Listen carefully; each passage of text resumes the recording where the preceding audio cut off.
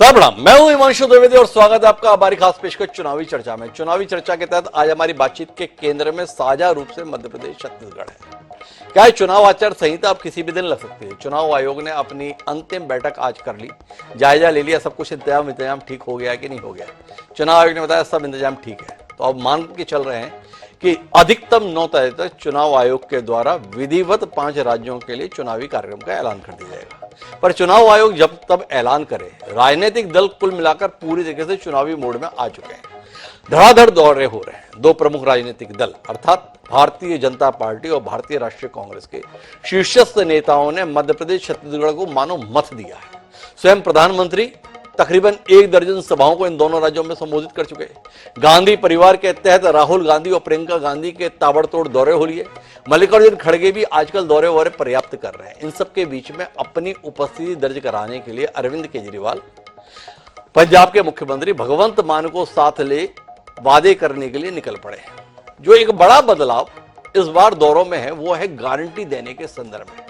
हर व्यक्ति गारंटी दे रहा है कि आप हमें सरकार में ला भर दो या हमें सरकार में बनाए रखो।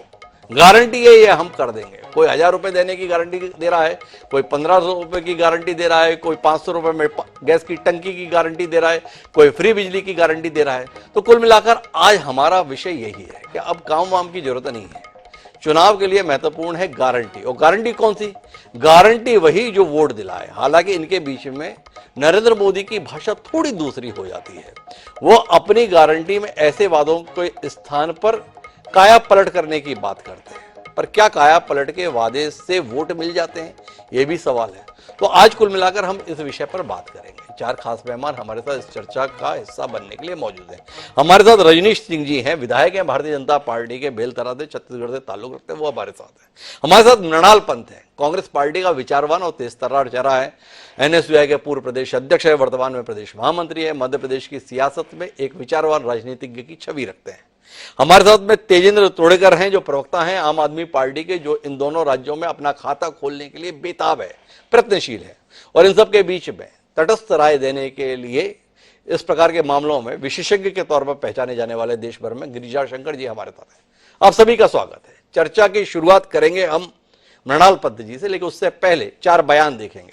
2 नरेंद्र मोदी जी के, 1 प्रियंका गांधी जी का और 1 अरविंद केजरीवाल का। और उसके साथ मृणाल पंत जी से चर्चा की शुरुआत करेंगे। एक बार सुनिए। भाजपा सरकार ने 1 लाख करोड़ रुपए छत्तीसगढ़ के धान किसानों को दिए हैं। यहां पर जब भाजपा सरकार बनेगी तो धान किसानों का पूरा ध्यान रखने की गारंटी ये मोदी की गारंटी है। जब आपको खुद अपने अनुभव से पता चलेगा कि हाँ, इन्होंने जो वादे किए वाकई पूरे कर रहे हैं, तब आप इन गारंटियों में आप विश्वास करो। और मैं दावे के साथ कह रही हूं आपको कि जहां जहां हमारी सरकार है वहां गारंटीज पूरी हो रही हैं और यहां पे मध्य प्रदेश में होंगी। क्या है ये गारंटी? जिस तरह से किसानों के कर्ज हमने पहले माफ किए, उस तरह से हम उस काम को फिर से शुरू करेंगे। 100 रुपए में 100 यूनिट बिजली मुफ्त मिलेगी। 200 यूनिट बिजली के लिए जो बिजली का बिल है वो आधा होगा, हाफ होगा। पुरानी पेंशन यहां मध्य प्रदेश में लागू की जाएगी। आपको गैस सिलेंडर हम 500 रुपए में दिलवाएंगे। महिलाओं को 1500 रुपए प्रति माह मिलेगा, आपके खाते में जाएगा मेरी बहनों। और 5 हॉर्स पावर सिंचाई की बिजली भी किसानों को मुफ्त मिलेगी। ये हमारी सरकार है जिसने सभी का मान रखा, सम्मान रखा, आदर किया। मेरे परिवारजनों, भाजपा की डबल इंजन सरकार की प्राथमिकता वंचितों को वरीयता है। भाजपा सरकार गरीबों की सरकार है। अपने भ्रष्टाचार और अपने परिवारवाद को आगे बढ़ाने के लिए कुछ लोग भांति भांति के प्रपंच कर रहे हैं, लेकिन मोदी की गारंटी है कि एमपी विकास में टॉप पर आएगा। मुझे विश्वास है कि मोदी के भाजपा सरकार के संकल्प को महाकौशल मजबूत करेगा। मध्य प्रदेश मजबूत करेगा। आम आदमी पार्टी शरीफों की पार्टी है। दूसरी पार्टियों में आप देखते हो कितनी गुंडागर्दी होती है। जो बातें हम करते हैं, मुझे नहीं लगता आज तक भारत की राजनीति में किसी ने इस किस्म की बातें की होंगी। केजरीवाल की गारंटी का मतलब है कि मर जाएंगे, कट जाएंगे, सर कटा देंगे, लेकिन जो इसमें लिखा है एक एक पूरा करके देंगे। ये केजरीवाल की 10 गारंटी है। केजरीवाल मर जाएगा, कट जाएगा, लेकिन अगर हमारी सरकार बनी एक एक गारंटी पूरी करेंगे। छत्तीसगढ़ के अंदर भी 24 घंटे बिजली आया करेगी, बिजली की कमी नहीं है। आपके बच्चों को अच्छी शिक्षा देने की गारंटी मेरी है। आपका अगर 20 लाख रुपए का ऑपरेशन भी है, ट्रांसप्लांटेशन भी है, वो भी पूरा का पूरा मुफ्त होगा। रोजगार की गारंटी, 18 साल से ऊपर की हर महिला को हर महीने 1000 रुपए उसकी जेब में डाले जाएंगे।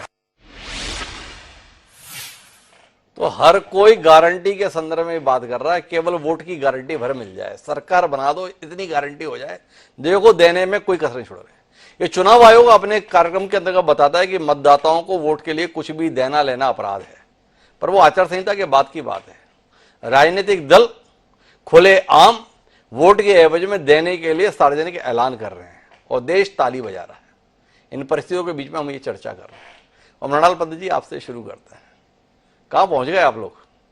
प्रियंका गांधी सुशासन को लेकर बात नहीं कर रहे हैं, लोगों के जीवन की बेहतरी के लिए कार्यक्रम की बात नहीं कर रहे हैं। बात क्या कर रहे हैं? गारंटी देती हूं। किस बात की गारंटी? 15,000 रुपए आपके महीने में आएंगे, वोट भर दे दो। थोड़ा बताएंगे मृणाल जी, इतनी दीनता के संदर्भ में थोड़ा आपसे रोशनी मिले, कहां जा रहे हैं? हिमांशु जी, आधे घंटे तक प्रियंका जी ने भाषण दिया जी, बहुत सारी बातें जी। सबसे पहले तो ये मूलभूत अंतर की बात कर लेता हूं जी। प्रियंका जी ने लोगों को ये कहा कि अपने अनुभव के आधार पे वोट लेने का फैसला कीजिए। इस बात को भी तोलिए कि अलग अलग नेता जो बात कह रहे हैं उसमें कितनी सच्चाई जी, कितनी बड़ी बात जी। उन्होंने ये भी सुझाव दिया, जनता को भी दिया, माननीय प्रधानमंत्री को भी दिया, और खुद ये कहा कि मैं भारतीय जनता पार्टी को कोसूंगी नहीं, सकारात्मक बातें करूंगी। और प्रधानमंत्री जी से भी अनुरोध करती हूँ कि आधे घंटे के भाषण में 52 बार कांग्रेस पार्टी का नाम लेकर उसे कोसने के बजाय जरा प्रदेश की जनता को ये बताएं कि उनकी उपलब्धियां क्या हैं और वास्तव में उन्होंने विकास क्या किया है। और प्रधानमंत्री जी को देखें, प्रदेश के मतदाताओं से ऐसे बात करते हैं जैसे दूसरी क्लास के बच्चों को हेडमास्टर ABCD पढ़ा रहा हो। जी। दोनों नेताओं की अप्रोच में बहुत बड़ा अंतर है। और दूसरी बात, मध्य प्रदेश में भ्रष्टाचार, कुशासन और महंगाई और भ्रष्टाचार से दबे हुई जनता को प्रियंका जी ने कांग्रेस की सरकार आने पर क्या राहत देगी उसकी बात कही। मध्य प्रदेश में कोरोना के बाद से आदिवासी बड़ी संख्या में, हरिजन आदिवासी बड़ी संख्या में है, गरीबी रेखा के नीचे जो वर्ग था उसकी संख्या बढ़ गई है। उसको राहत देने के लिए योजनाएं जरूरी हैं, इसलिए उन्होंने उन घोषणाओं की बात की है जो सीधे सीधे आम आदमी के जीवन को आसान बनाने पर असर डाल। और हम ये करके दिखाएंगे विकास के साथ साथ, क्योंकि ये कमलनाथ जी पहले भी करके दिखा चुके हैं। हमने जहां एक तरफ मेट्रो का शिलान्यास किया, उद्घाटन किया, वहीं दूसरी तरफ पिछली सरकार में हमने 100 रुपए में 100 यूनिट बिजली भी दी। हमने जहां एक तरफ सुशासन की बात की, हमने एक तरफ महाकाल लोक का उद्घाटन की परिकल्पना की, ओम सर्किट का निर्माण किया, वहीं दूसरी तरफ हम मध्य प्रदेश में इन्वेस्टमेंट भी लाए। हमने एक तरफ जहां पे भ्रष्टाचार को रोका, वहां दूसरी तरफ शुद्ध के खिलाफ युद्ध भी चलाया, मध्य प्रदेश की जनता को और राहत देने के लिए योजनाएं भी प्रारंभ। तो कमलनाथ जी के पास, कांग्रेस के पास वो नीति है कि रोगों को राहत देने के साथ साथ विकास का संतुलन किस तरह से बनाया जाए। और केवल एक काम से ये हो सकता है।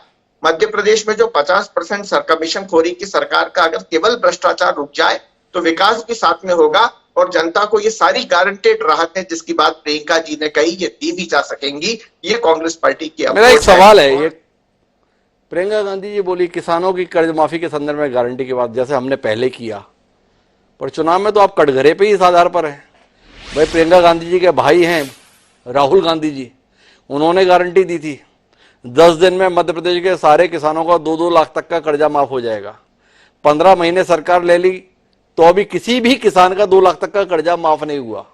आपकी गारंटी पे एतबार कैसे होगा प्रणाल जी? सवाल है ना, और बड़ा गंभीर सवाल इसलिए है कि प्रियंका जी ने कहा कि जैसे पहले किया वैसे इस बार भी करेंगे, तो लोग तो मान लेंगे ना पिछली बार किया ना इस बार किया, क्या होगा आपका?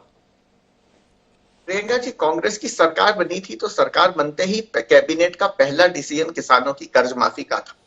इसकी फेस बार शुरुआत आई, जिलावार शुरुआत। जो जिले पहले फेस में आ गए उनमें न सिर्फ पहली और दूसरी किस्त में किसानों का कर्जा माफ हुआ, बल्कि 2 लाख तक के भी जो किसान थे उनका भी कर्जा माफ हुआ है। भारतीय जनता पार्टी के ही 10 नेता ऐसे होंगे जिनके खाते में कमलनाथ जी की सरकार द्वारा लिए गए निर्णय के अनुरूप 2 लाख रुपए तक का पैसा पहुंचा। तीसरे फेज में बाकी बचे हुए किसानों का पैसा भी माफ होना था, जो इस बार सरकार बनते से ही कांग्रेस पार्टी की सरकार करेगी।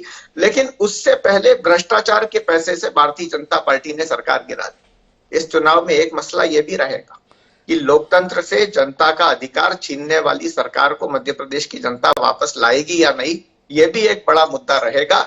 चोरी की सरकार से चोरी की घोषणाएं करने वाली सरकार को हटाने का मध्य प्रदेश के मतदाता ने मानस बना लिया है। अच्छा मृणाल जी, एक सवाल और करता हूं, फिर जाके रजनीश सिंह जी के पास चलूंगा। आपने कहा ये चोरी की सरकार, ये चोरी हो गई सरकार, ऐसे लोगों पर लोग कैसे एतबार करेंगे जो अपनी सरकार को चोरी होने से नहीं बचा सके? ऐसे अक्षम लोगों के संदर्भ में जनता कैसे भरोसा करेगी? आप बार बार बोलते हैं सरकार चोरी हो गई, आप सरकार में थे और आपकी सरकार चोरी हो गई, और वो भी इतना अनुभवी राजनेता जिस सरकार का नेतृत्व कर रहा था, जिनका नाम कमलनाथ है, जिन्हें राष्ट्रीय स्तर पर ही नहीं अंतर्राष्ट्रीय स्तर पर भी ख्याति रही है। तो सवाल तो आएगा।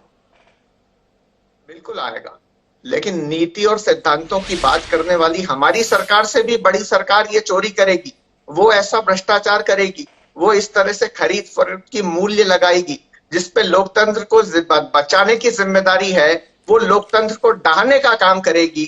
ये बात कांग्रेस पार्टी उस समय अपने ध्यान में नहीं रह पाई। इस बार हिम्मत कर ले भारतीय जनता पार्टी, अपने बड़े से बड़े मुखिया, कुछ लोगों को राहत देने वाली सरकार, गरीबों को आफत बनाने वाली सरकार, इस बार अगर ऐसी कोशिश करेगी तो वो सफल नहीं होगी। अरे कहाँ मृणाल जी इतना आत्मविश्वास जाहिर कर रहे हो? अभी तो महाराष्ट्र में सरकार गंवा कर बैठे हो आप।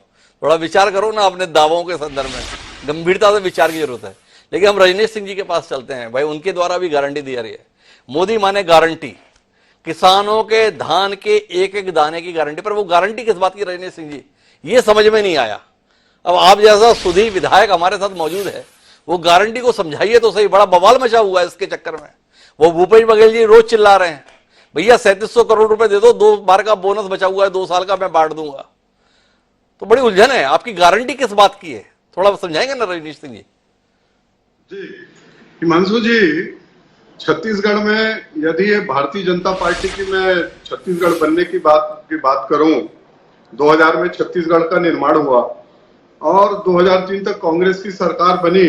मैं बहुत लंबा फेरहिस्त मैं उसको नहीं गिनता, क्योंकि किसानों की बात है तो किसानों की ही बात ज्यादा कर देता हूं। उस समय प्राइमरी स्कूल कितने थे, मिडिल स्कूल कितने थे, हाई स्कूल कितने थे, हायर सेकेंडरी कितने थे, बिजली कितनी थी, पानी कितना था, सिंचाई सुविधा कितनी थी, वो पूरा आंकड़ा सबके पास उपलब्ध है 2003 के बाद। और जब मैं 2003 बोलता हूँ हिमांशु जी, तो 1956 से जब मध्य प्रदेश और छत्तीसगढ़ संयुक्त हुआ करता था, तब से लेकर के बोलता हूँ कि किसी गांव में किन किन योजनाओं का लाभ हमारे हितग्राहियों को मिला। अब 2003 से 2018 तक भारतीय जनता पार्टी की सरकार आई, 72,000 पंप कनेक्शन हुआ करते थे, 4.5 लाख से ज्यादा कनेक्शन हुए। सिंचाई क्षमता जो 19% थी 27% हुई। किसानों का जो ब्याज 16% था, 9-14 करते करते उसको 0% में लाए। किसानों की धान खरीदी की व्यवस्था को इतना अच्छा पारदर्शी बनाए। जो सरकार थी धान को डुबा कर लेती थी, यही कांग्रेस की सरकार, उसको पारदर्शी बनाए।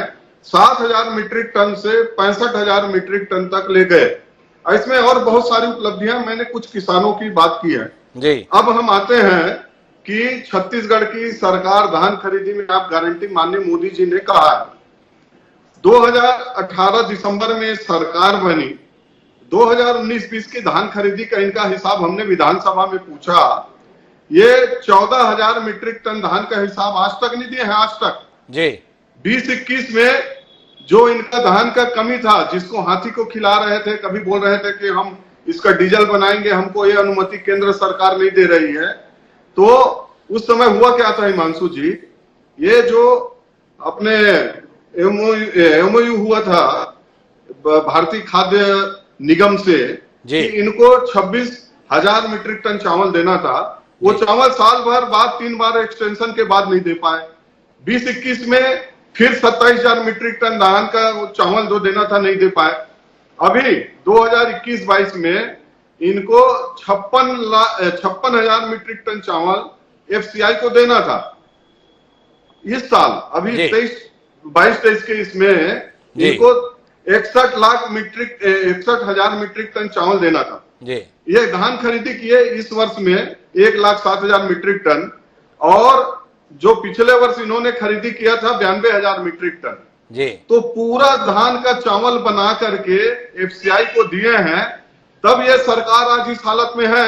नहीं तो पिछले 2 साल के इनके धान के बारे में इनके नेताओं से पूछिएगा कि उसका हिसाब किताब कहां है। अभी भी लंबा हम जो आरोप लगा रहे हैं 10,000 करोड़ का धान का घोटाला 2-3 साल के कार्यकाल में हुआ है। अरे भाई वो तो ठीक है रजनीश सिंह जी, आपकी सारी बात मैंने मान ली रजनीश जी। भाई मोदी जी ने बस्तर में दहाड़ लगाई और उसमें कहा मोदी यानी गारंटी पूरा होने की गारंटी, और उन्होंने कहा कि छत्तीसगढ़ के धान के दाने दाने की गारंटी, पर उसके आगे और पीछे कुछ नहीं बोला। तो आप जैसा सुधीर राजनेता हमारे साथ में है, वो छत्तीसगढ़ के धान के दाने दाने की गारंटी क्या है?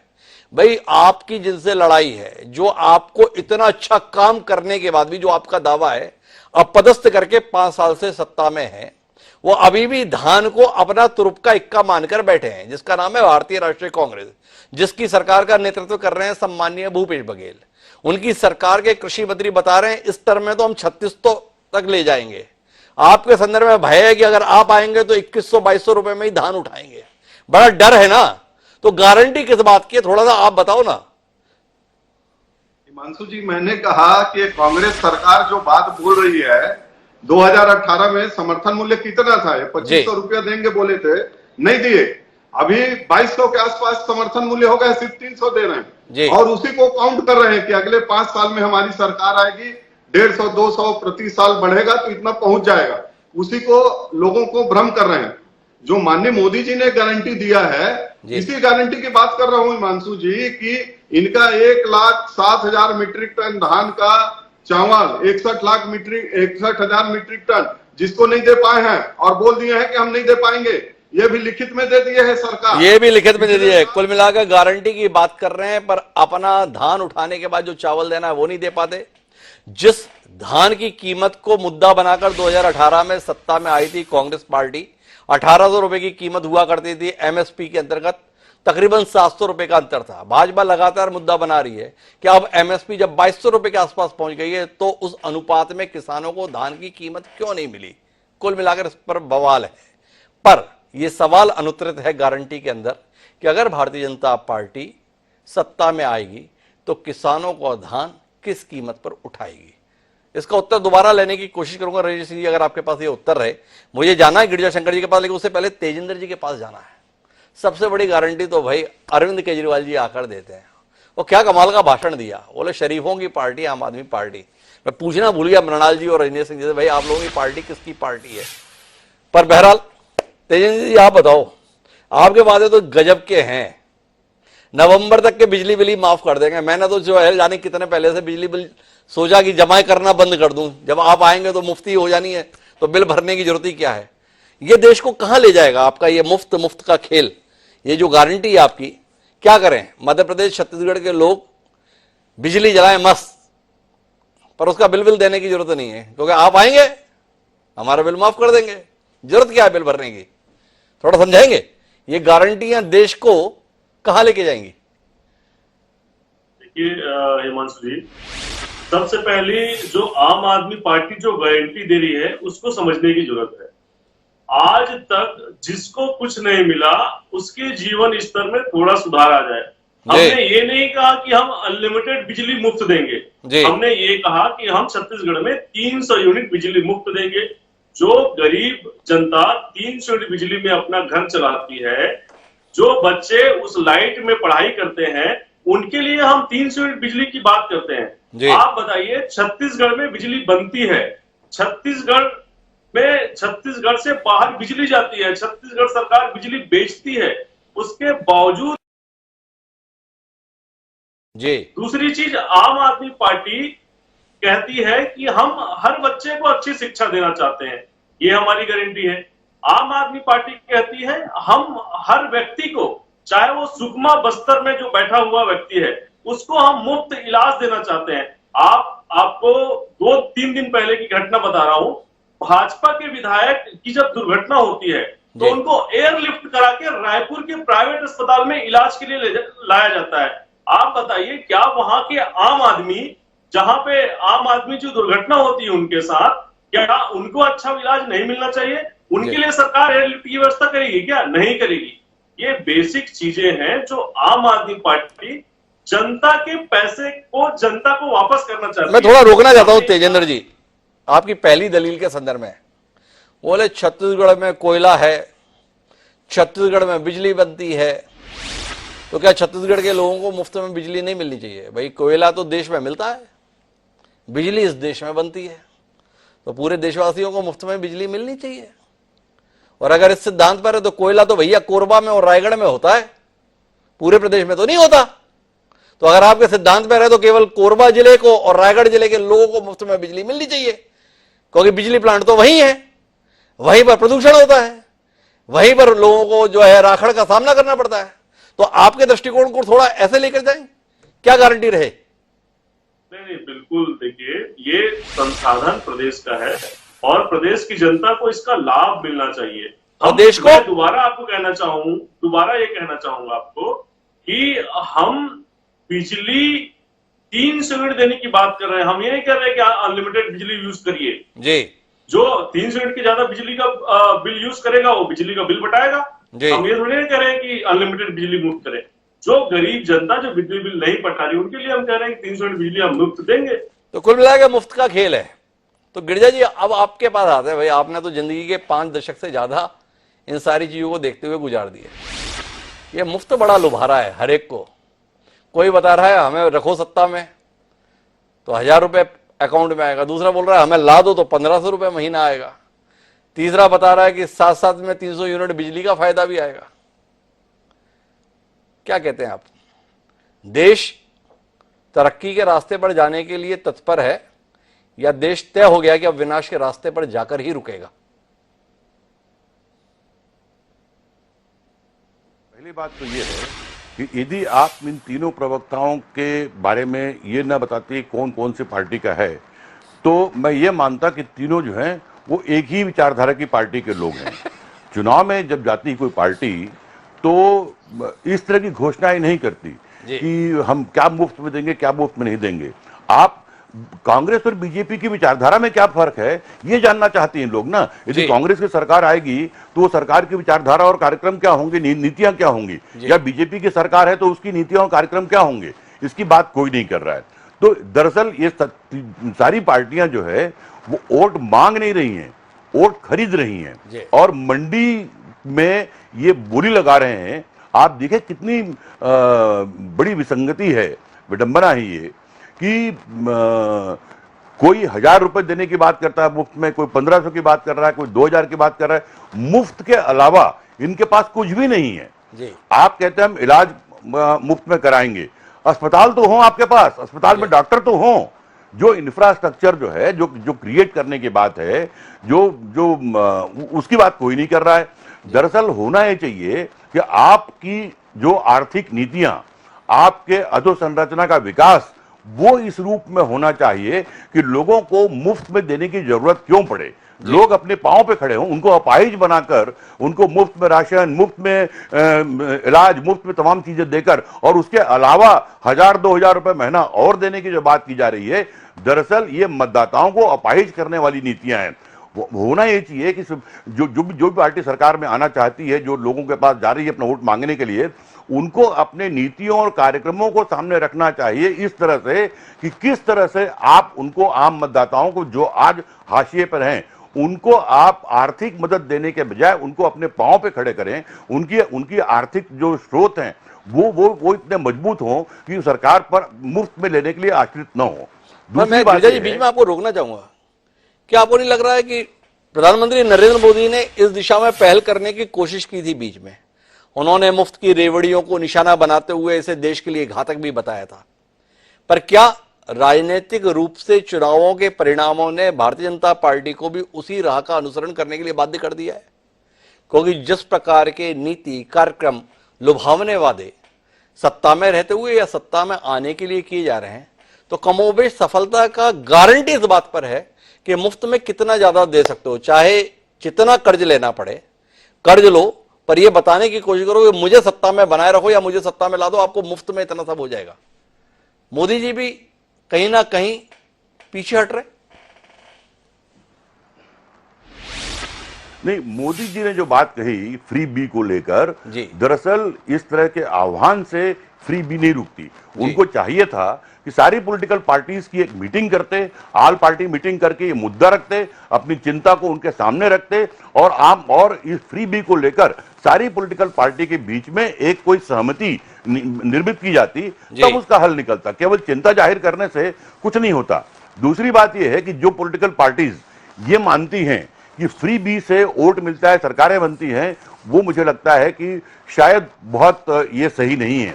आप देखिए कि 90 में जब बीजेपी की सरकार बनी मध्य प्रदेश में, उसके बाद जो पहली बार किसानों की ऋण माफी की योजना बनी और ऋण माफी हुए, बहुत सारे फ्री बीज उसमें बांटे गए।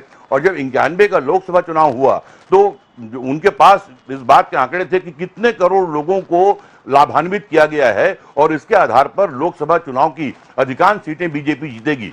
परिणाम दूसरा हुआ, केवल 8 सीटें बीजेपी को मिल पाई। तो जो 2003 का चुनाव देखिए आप, दिग्विजय सिंह सरकार में दलित एजेंडा के नाम पर कितनी जमीनें लोगों को दी गई। दरअसल फ्री बी का सीधा सीधा संबंध वोट से जो मान के चलते हैं कि वोट में कन्वर्ट होगा, ऐसा बिल्कुल नहीं है। सब वोट जो मिलता है उसके पीछे दूसरी बातें होती हैं, केवल फ्री भी नहीं होती। तीसरी बात यह है जो मैं कहना चाह रहा था कि यदि मान लो ये सारी घोषणाएं और सारी गारंटी अभी दी जा रही हैं, तो फिर चुनाव घोषणा पत्र का क्या मतलब रह गया? उसको आपने टोटल अप्रासंगिक कर दिया। ये तमाम चीजें तो चुनाव घोषणा पत्र में आती हैं। तो चुनाव घोषणा पत्र जब पार्टी बनाएगी, जब सारी घोषणाएं कर चुकी हैं, तो फिर घोषणा पत्र का मतलब क्या? घोषणा पत्र का मतलब क्या? मैं मृणाल पंजी के पास जाऊं उससे पहले आपकी बातचीत को थोड़ा विस्तार और देना चाहता हूं। गिरिजा जी, आप जो उदाहरण दे रहे हैं 90 का दे रहे हैं, 95 का दे रहे हैं, 98 का दे रहे हैं, पर पिछले 1.5 दशक के चुनावों पर दृष्टि डालिए। अभी हाल ही में कर्नाटक में जिस प्रकार की जीत आई है उसके संदर्भ में घोषणाओं को देखिए, 6 गारंटियां उसमें थी। और आम आदमी पार्टी के उदय और विस्तार में इन गारंटियों का जो योगदान रहा है, क्या इसने बाकी राजनीतिक दलों को बाध्य नहीं किया है? 2018 का चुनाव परिणाम मध्य प्रदेश, छत्तीसगढ़, राजस्थान के संदर्भ में तमाम राजनीतिक विश्लेषज्ञ इस नतीजे के साथ देखते हैं कि कर्ज माफी अपने आप में बहुत बड़ा विषय था। छत्तीसगढ़ के संदर्भ में धान के समर्थन मूल्य में तकरीबन 700 रुपए के बोनस का फैक्टर बहुत बड़ा विषय था। क्या आप नहीं मानते कि दौर बदल रहा है? मतदाता अब सीधे लाभ के संदर्भ में आकर्षित हो रहा है, इसलिए उसको प्रलोभन देने में होड़ लगी है। जो आप पार्टी ने दिल्ली में जो प्रयोग किया वो एक अलग तरह का प्रयोग था, जहां पर मोहल्ला डिस्पेंसरी शामिल थी, जिसने आम आदमी के जीवन को बेहतर किया। वो मॉडल बिल्कुल अलग था। वो मॉडल किसी और राज्य में नहीं अपनाया गया। जहां तक सवाल मध्य प्रदेश में कर्ज माफी की बात है, तो मैं जानना चाहता हूं, यदि कर्ज माफी से बीजेपी कांग्रेस को बड़ा फायदा हुआ तो विंध्य में उसका सफाया क्यों हो गया? वहां कर्ज माफी क्यों काम नहीं आई? तो केवल घोषणाओं या इससे चुनाव प्रभावित होते हैं ऐसा नहीं है। बहुत सारे ऐसे फैक्टर हैं जो चुनाव को प्रभावित करते हैं, और उसमें सबसे बड़ा फैक्टर जो है वो लीडरशिप है।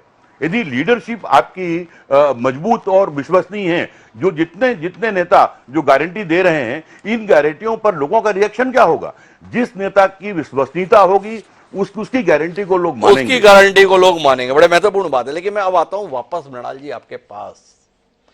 क्या है, 2018 में भी आपने कई वादे किए थे, पर जब कमलनाथ जी सत्ता में आए तो अनुभवी राजनेता हैं, प्रशासनिक रूप से बड़े सक्षम भी माने जाते हैं। उन्होंने लगातार बताया शिवराज सिंह चौहान तो इस प्रदेश को बर्बाद करके गए, कोई पैसा वैसा छोड़कर ही नहीं गए, कैसे इस राज्य को चलाएं, अब मैं व्यवस्था कर रहा हूं। और इसीलिए दिक्कत रही। राहुल गांधी ने बोला था, भले ही उनको जानकारी नहीं है ना कि 10 दिन में पूरा कर्ज माफ कर देंगे और नहीं तो मुख्यमंत्री बदल देंगे। आपने भी अभी बताया प्रक्रिया चल रही थी, संसाधन लगते हैं, व्यवस्था लगती है। और उसके बाद में फिर से 3 साल अब शिवराज सिंह चौहान रहे हैं, और आप लोग घूम घूम कर बता रहे हैं कि इन 3 साल में तो और बर्बाद कर दिया शिवराज सिंह चौहान ने देश का। तो जो हाल मोदी जी कर रहे हैं वो तो छोड़ो, शिवराज जी तो मध्य प्रदेश को कर्ज के दलदल में मानो डुबो ही दिए हैं। और उनके बीच में आप फिर इतनी गारंटियां और ले आए, पिछली बार से भी ज्यादा। तो कमलनाथ जी तो पिछली बार में हाथ पैर फुला बैठे थे कि पैसे नहीं है, और आपका ही कहना है कि शिवराज जी ने तो और ज्यादा पैसों के मामले में हाथ तंग कर दिया है। क्या करेंगे आप? सवाल है ना। हर चीज का परिप्रेक्ष्य समझना बेहद जरूरी है। परिप्रेक्ष्य ये था कि मध्य प्रदेश में पिछले चुनावों के पूर्व 30,000 से ज्यादा किसानों ने आर्थिक तंगी के चलते, बैंकों के कर्जों के चलते आत्महत्याएं की। क्या सरकार का लक्ष्य ये नहीं होना चाहिए कि अपने किसानों को इस तरह की दारुण स्थिति से निकाले, आत्महत्याओं से बचाए, उनके परिवारों को सम्मानजनक जीवन देने का मौका दे? इसलिए हम कर्ज माफी की योजना लाए। ये फ्री भी नहीं थी, ये लोगों को जिंदा रखने का, लोगों को हिम्मत बंधाने का, लोगों को ठासड़ बनने का प्रयास। इसी तरह की दूसरी योजनाओं के पीछे भी कारण। देश के प्रधानमंत्री जी क्या कर रहे हैं? 4 आदमियों को वो 8.5 लाख करोड़ रुपए की फ्री बीस दे दें, रेवड़ी बांट दें, वो चलेगा। लेकिन हम 1,000-2,000 रुपए गरीब जनता को, जिनकी जेब से लूट के अंबानी और अंडाजी को ये पैसे बांटे जा रहे हैं, उनको उनकी लूट का हक, उनकी जेब से जो लूटा जा रहा है वो वापस दे दें, तो वो फ्री भी और रेवड़ी है। इसलिए हम ये योजना लाए। प्रधानमंत्री जी क्या कर रहे हैं? 8-8 हजार रुपए, 10-10 हजार करोड़ रुपए, 3,500 करोड़ रुपए उनके दोस्त जिनके नामों के पीछे मोदी लगा हुआ है, वो हिंदुस्तान छोड़ के भाग रहे हैं। वो फ्री भी नहीं है, वो रेवड़ी नहीं है। लेकिन अगर 500 रुपए में गैस सिलेंडर उस गरीब महिला को दे दिया जाए जिसके घर में चूल्हा जलाने में मुश्किल हो रही थी, तो वो रेवड़ी है। इस मानसिकता से भी गजब हो गया भाई। आपसे राजनीति शास्त्र का प्रश्न किया, आप अर्थशास्त्र का उत्तर देने लगे। भाई हमने तो आपसे सीधा सवाल किया था। भाई कमलनाथ जी बहुत ही अनुभवी, प्रशासनिक रूप से सक्षम राजनेता माने जाते हैं।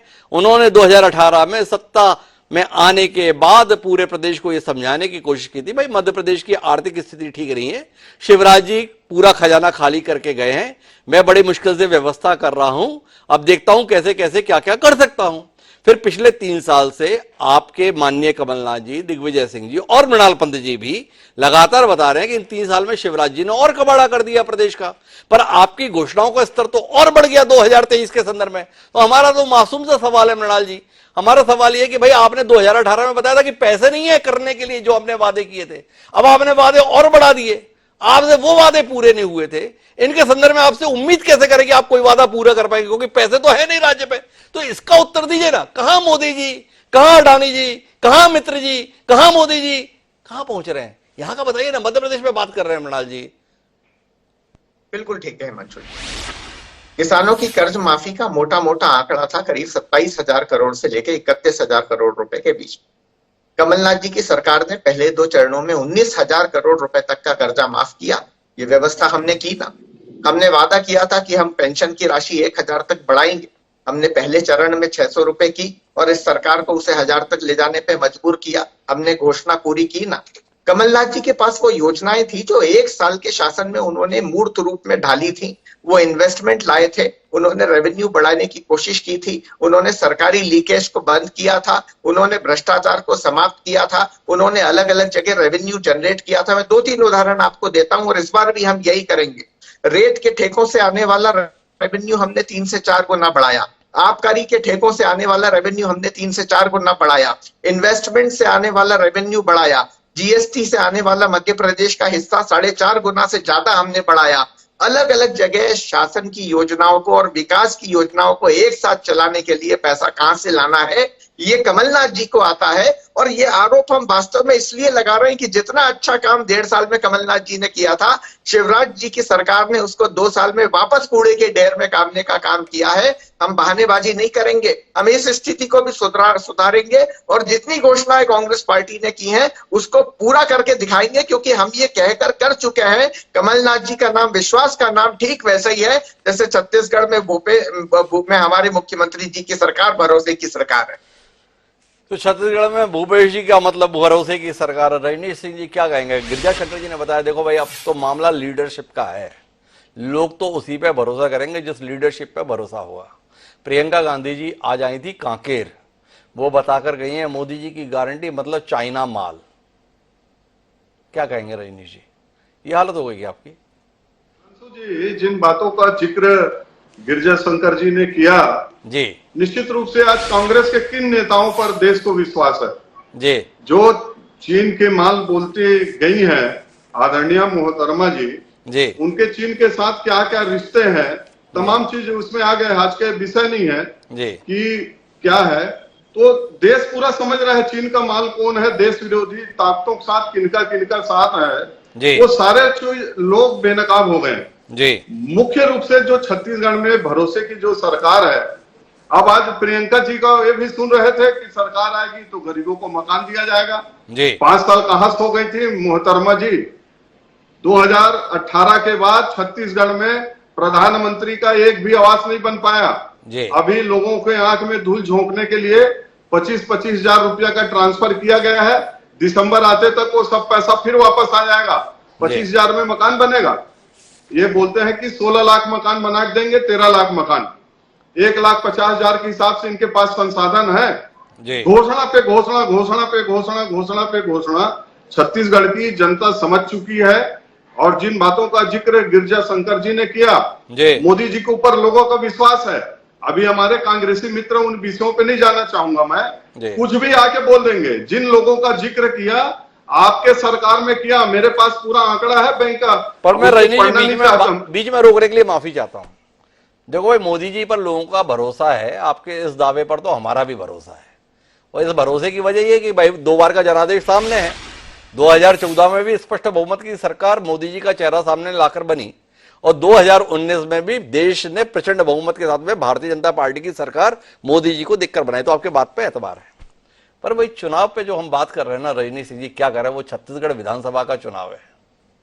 तो क्या हम ये भरोसा करें भाई छत्तीसगढ़ की जनता ये मान ले कि अगर बहुमत आएगा भाजपा का तो मोदी जी उदारता दिखाएंगे और प्रधानमंत्री का पद छोड़कर छत्तीसगढ़ के मुख्यमंत्री हो जाएंगे? भाई थोड़ा यहां के लिए भी तो बताओ ना। भाई गिरिजा शंकर जी की बात आपको इतनी पसंद आई है, हमको भी पसंद आई, तो उन्होंने कहा लीडरशिप में भरोसे की बात है।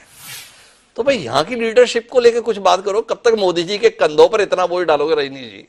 15 साल सत्ता में रहे हो भाई छत्तीसगढ़ में, अब भी मोदी जी के भरोसे। कुछ यहाँ के लोगों पे भी भरोसा है भाई। रमन सिंह जी पे भरोसा है, अरुण साहब जी पे भरोसा है, ब्रजमोहन जी पे भरोसा है, अमर जी पे भरोसा है, या किसी पे भरोसा है भाई? हिमांशु जी, भारतीय जनता पार्टी सामूहिक नेतृत्व में चलती है। मैंने जिन बात का जिक्र, अरे रुको भाई रजनी सिंह जी, माफी के साथ भाजपा कब से जो है सामूहिक नेतृत्व में चलती है? देश के संदर्भ में नरेंद्र मोदी जी के साथ में क्या अमित शाह जी, जेपी नड्डा जी इनके साथ में लड़ेंगे, या सीधे है नरेंद्र मोदी चेहरा है, नरेंद्र मोदी जी को देखिए और वोट दीजिए? तो आप हमें ये ना समझाओ, सीधे सीधे तौर पर बताओ। गिरिजा सिंह जी की बात आपको बहुत पसंद आई है, लीडरशिप का सवाल है। तो लीडरशिप के संदर्भ में क्या आपको नहीं लगता है कि छत्तीसगढ़ के संदर्भ में एक स्थिति स्पष्ट होनी चाहिए रजनी जी? मैं उसी चीज पे आ रहा था हिमांशु जी कि आज ये याद करें 2000 से 2003 में भी इसी तरह की बातें हमको कहा जाता था छत्तीसगढ़ में कि जो मुख्यमंत्री हैं उनके सामने भारतीय जनता पार्टी कोई लीडरशिप नहीं है, कोई कहीं टिकने वाला नहीं है, वो 2/3 बहुमत से आएंगे। नतीजा क्या निकला? 2003 में चुनाव हुए और 2018 तक भारतीय जनता पार्टी का लीडरशिप भी आया, रमन सिंह जी जैसे नेतृत्व मिला। अभी हम बोल रहे हैं कि 2018 तक भारतीय जनता पार्टी का सरकार 15 साल रहा है, और इन 15 सालों के बाद इनका जो घोषणा था, जो झूठी घोषणाएं की थी, छत्तीसगढ़ की जनता को लगा चलो एक बार इनको देख लें। हमारा जो विश्वास है ना, इनके तमाम काम छत्तीसगढ़ के जनता में अभी खुशफहमी में रहे, आत्ममुग्ध रहे, बहुत अच्छी बात है। 2 महीने बाद दूध का दूध पानी का पानी हो जाएगा। लेकिन 2000 से 2003 में जो स्थिति थी उससे खराब स्थिति इनकी होने वाली है। अच्छा चलिए, आपसे एक आखिरी सवाल करता हूँ। वो सामूहिक नेतृत्व में आप छत्तीसगढ़ में, तो आपकी और भी उम्मीद भरी निगाहों से देख ले रजनी जी, कोई ऐतराज तो नहीं है? ऐतराज वाली बात नहीं है, लेकिन छत्तीसगढ़ में मेरे से बहुत वरिष्ठ लोग, अनुभवी लोग हैं, और आपको वो नेतृत्व दिख जाएगा जब 2023 का अभी का रिजल्ट आएगा। उसके बाद हमारे पास लीडर एक से एक लीडर हैं, और माननीय मोदी जी पूरे देश के नहीं विश्व के लीडर हैं। उनके ऊपर विश्व को भरोसा है आज के तारीख में। और छत्तीसगढ़ में भारतीय जनता पार्टी के हमारे बहुत सारे वरिष्ठ नेता हैं जिनमें क्षमता है, और वो सब आपको देखो मेरे भरोसे पे मत रहना, बाकी मेरे यहाँ पे भरोसे लायक नेता बहुत सारे हैं। तो ठीक है, जैसे आपकी मर्जी थी। तो हमने तो पूछा था भाई सामूहिक नेतृत्व में तो आप भी नेतृत्व करने खड़े हो जाओ रजनी जी, क्या बुराई है? पर बहरहाल हम आखिरी दौर की बातचीत के लिए रुक करते हैं। हमारे आम आदमी पार्टी के प्रवक्ता हैं गिरिजा जी के इस विचार पर आपका कुछ कहना है? भाई आप तो जहां पर भी जाते हो केवल अरविंद केजरीवाल जी को ही लेकर आते हो, तो यहां पर आपकी बात में एतबार किस पे करें? यहां तो पता भी नहीं चलता नेता कौन है। तेजन जी, पार्टी में जहां भी आम आदमी पार्टी चुनाव लड़ी थी, छत्तीसगढ़ में तो बहुत सारे हमारे लीडर हैं, स्थानीय लीडर हैं जो डेवलप करेंगे। हमने पिछली बार भी सीएम का फेस घोषित किया था, इस बार भी आम आदमी पार्टी सीएम के चेहरे के साथ छत्तीसगढ़ में मैदान में उतरेगी। दूसरी चीज, हम जिस गारंटी की बात कर रहे हैं, ये सबसे बड़ी चीज है कि किसकी गारंटी पे जनता विश्वास करेगी। हमने नाम दिया है केजरीवाल की गारंटी। हमने दोनों राज्य दिल्ली पंजाब में जहां सरकार बनाई है वहां पे अपने वादे पूरे किए हैं। आप मानिए, पिछले अगर कांग्रेस की बात करूं, छत्तीसगढ़ में जो कांग्रेस ने घोषणा किया था, एक दो वादे को छोड़कर ऐसा 36 वादे उन्होंने वादे किए थे, 36 में से एक दो को छोड़ दे तो ऐसा कोई वादा नहीं जो 100% पूरा हुआ होगा। चलिए, वो दो वादे कौन से आपके अनुसार जो इन्होंने पूरे किए? कम से कम आपने इतनी उदारता तो दिखाई कि 2 वादे पूरे किए। कौन से 2 वादे पूरे किए? कम से कम इतना ही बता दीजिए। ईमानदारी से कहना चाहूंगा, अगर फसल की बात करें तो उन्हें कर्ज माफी का किया था, वो भी पार्ट में किया। और जो फसल, अभी तो आप बोले कि 2 वादे इन्होंने पूरे किए, अब आप अपनी बातें पलट गए। पहला बताया उसमें भी कहीं पार्ट में किया। भाई ईमानदार से बोलो ना, भाई ये 2 वादे पूरे किए, नहीं तो कह दो कोई वादा पूरा नहीं किया। ये हेरफेर वाला काम आप भी करोगे तो किस पे भरोसा करेंगे भाई? हिमांशु जी, मैं वही चीज बोल रहा हूं, फसल के दाम पे और कर्ज माफी पे मैं मानूंगा कांग्रेस ने काम किया, लेकिन उन्होंने छत्तीसगढ़ की युवाओं को छला, छत्तीसगढ़ की महिलाओं को छला, छत्तीसगढ़ के बुजुर्गों को छला। जो बुजुर्गों को उन्होंने कहा था जब 1500 पेंशन देंगे, आज 5 साल होने के हैं, 5 साल में टक गए। उन्होंने कहा था हम 20 लाख युवाओं को बेरोजगारी भत्ता देंगे, लेकिन मात्र बेरोजगारी भत्ता दे रहे हैं 1 लाख युवाओं को। उन्होंने कहा था प्रदेश में शराबबंदी करेंगे, लेकिन आज 5 साल बीतने के हुए छत्तीसगढ़ की महिलाएं इंतजार कर रही है कि भूपेश सरकार कब शराबबंदी का वादा पूरा करेंगी। अनियमित कर्मचारी लगातार आंदोलन पे हैं, लगातार हड़ताल पे हैं, लेकिन उनका भी नियमितीकरण आज तक नहीं हो पाया। तो ऐसे बहुत सारे वादे हैं जो कांग्रेस ने पूरे नहीं किए। बहरहाल मैं आखिरी बातचीत के लिए गिरिजा शंकर जी के पास आना चाहता हूं, लेकिन बीच में हस्तक्षेप करना चाह रहे थे मृणाल जी रजनीश सिंह जी की बात पर। तो गिरिजा जी से हम चूंकि इस बातचीत का समापन करेंगे तो उससे पहले मृणाल जी का हस्तक्षेप सुनेंगे। जी मृणाल जी, क्या ऐसा कह दिया था रजनीश सिंह जी ने कि आपको लगा कि बीच में बोले बगैर रहा नहीं जाएगा? थोड़ा आपका हस्तक्षेप। नहीं, मैं तो केवल 2 बातें कहना चाहता हूँ जी। पहली बात कि प्रधानमंत्री जी की गारंटी का इसलिए अर्थ नहीं है कि उनका अपने ही राज्य के नेताओं पे विश्वास नहीं जी। पहली बार ऐसा हो रहा है कि 5 राज्यों के चुनाव में राज्य के नेता नहीं, सीएम बनने के लिए कोई प्रत्याशी नहीं, प्रधानमंत्री जी खुद सीएम बनने के लिए वोट मांग रहे हैं। और दूसरे महत्वपूर्ण बात, खुद प्रधानमंत्री जी की बात पर लोगों को विश्वास नहीं। भाई उन्होंने ही कहा था ना कि अच्छे दिन आएंगे, क्या हुआ? उन्होंने ही कहा था कि 2 करोड़ रोजगार हर साल नौजवानों को देंगे, क्या हुआ? उन्होंने ही कहा था विदेशों से काला धन वापस आएंगे, क्या हुआ? उन्होंने ही कहा था कि हर आदमी, याददाश्त बहुत खराब है। आप रहे तो हमारे बहुत पुराने मित्र हो। अरे भाई ये सारे वादे 2014 में उन्होंने किए थे और 2019 में पिछली बार से भी ज्यादा सीटों के साथ में मोदी जी वापस आ गए। तो कुल मिलाकर उन पर एतबार तो जनता ने किया ना, ये आप क्यों भूल गए?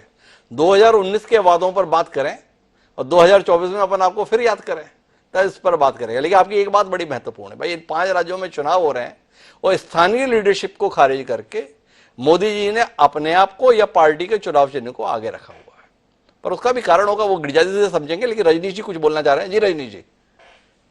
इनसे जानना चाह रहा हूं कि इनके 5 राज्य के लीडर कौन कौन है? मुख्यमंत्री रहते हुए राजस्थान में इनकी जो स्थिति है, मध्य प्रदेश में जो भूपेश है तो भरोसा है, बदल गया है। कांग्रेस है तो भरोसा आ गया, नेताओं को आपत्ति हुई कि भूपेश भरोसा है क्या एक व्यक्ति के कारण है, तो इनके नारे बदल गए। अभी न मध्य प्रदेश में तय कर पाए हैं, न छत्तीसगढ़ में, न राजस्थान में, जहां इनके मुख्यमंत्री रहे हैं या थे या भी हैं। यही बता दें कि यहाँ कौन कौन रहेंगे, बाकी तेलंगाना और बाकी जगह इनके मुख्यमंत्री कौन रहेंगे।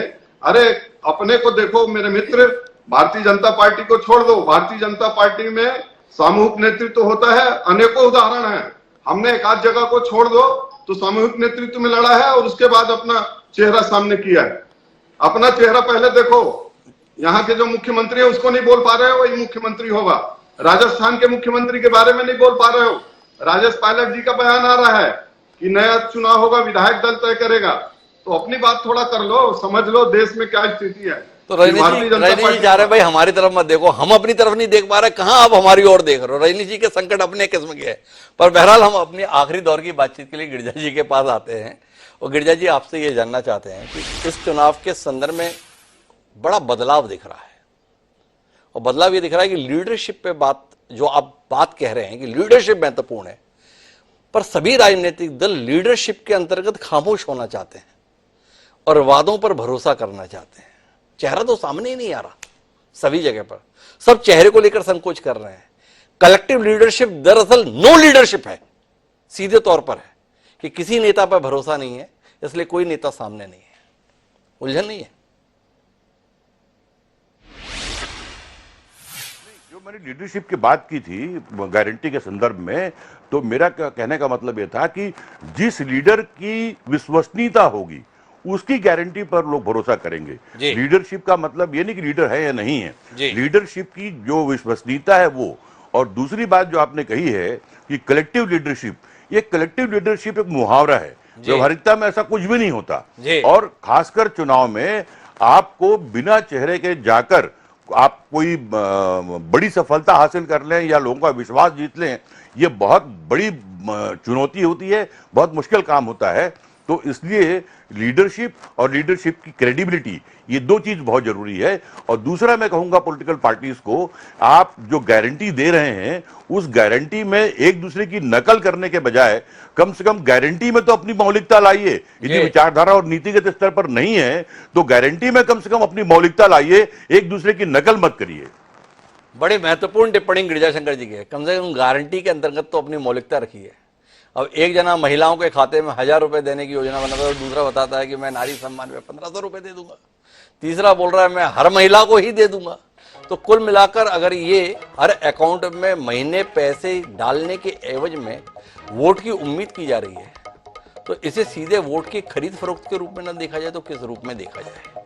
क्या यह देश आने वाले समय में हर अकाउंट में कौन कितने पैसे डालेगा इसके आधार पर अपना भविष्य तय करेगा, या कौन इस देश या प्रदेश के विकास के लिए सही नेतृत्व देगा इसके आधार पर मतदाता अपने मत का उपयोग करेगा? ये बात बड़ी महत्वपूर्ण हो गई है। प्रलोभन की आंधी में मतदाता अपने विवेक को बहजाने देगा या प्रलोभन की आंधी के बीच में भी अडिग बना रहेगा कि देश और प्रदेश के लिए क्या बेहतर है उसको मैं चुनूं? ये सवाल इस विधानसभा चुनाव में बड़ा महत्वपूर्ण होकर उभर कर आएगा और जैसा जवाब मतदाता देगा, उम्मीद करते हैं आने वाले समय में राजनीतिक दल उसी अनुसार व्यवहार करेंगे। अगर बहकेंगे तो राजनीतिक दल इस रास्ते पर और भी तेज तरीके से दौड़ते हुए दिखाई देंगे। जिम्मेदारी अब मतदाता की है। आप सभी मेहमानों का बहुत बहुत धन्यवाद हमारे साथ इस 4 तक चर्चा का हिस्सा बनने के लिए। तो आज की चुनावी चर्चा में इतना ही। कल फिर मिलेंगे नए विषय के साथ। मुझे दीजिए।